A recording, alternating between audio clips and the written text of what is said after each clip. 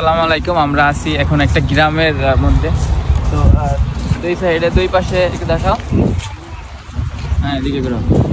দুই পাশে ধান লাগাইছে, তো মাঝখান দিয়ে একটা রাস্তা গেছে। এখান দিয়ে আসলে গ্রামে এখন আসলে মানে এই যে এখন ধানের সিজন চলতেছে, তো গ্রামে এখন আসলে এগুলো এখন বেশি দেখা যাবে যে রাস্তাঘাটের ধান উঠাইছে, তারপর ধান মাড়াই করতেছে। হ্যাঁ, তো যদিও রাস্তাঘাটে এরকম ধান ওঠানো ঠিক না, কিন্তু আসলে মানে গ্রামের ভিতর তো যেখানে একটু জায়গা পায় মানুষ ওইখানে ধান উঠে দেয়, জায়গা থাকে না।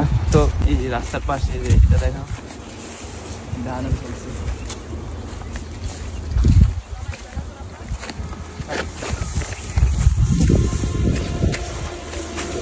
ওই বাড়িতে গেলে ভালো, ওই পাশ দিয়ে গেলে এই ফিল্ডটা পাইতাম না তো ভাই।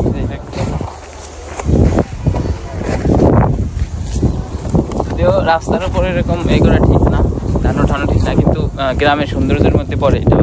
গ্রামের প্রাকৃতিক সৌন্দর্য এটা ভাই। হ্যাঁ হ্যাঁ,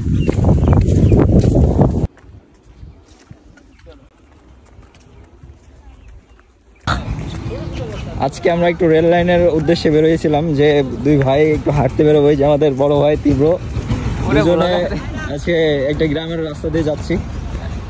সত্যি গ্রামে অনেকদিন পর আসা একটা বিশেষ দৃশ্য দেখতে পাচ্ছি। বিষয়টা হলো এখন ধান কাটার সময় চলছে এবং চারিদিকে এখন ধান আর ধান। যাবো কোন ভাই দিয়ে ভাই? রাস্তার নিচে দিয়ে চলে যাইতে হবে, কিছু করার নেই। পুরাটা রাস্তায় একদম পড়ে গেছিলাম ধান দিয়ে ভরা, ধান, তারপরে আশেপাশে সব জায়গায়।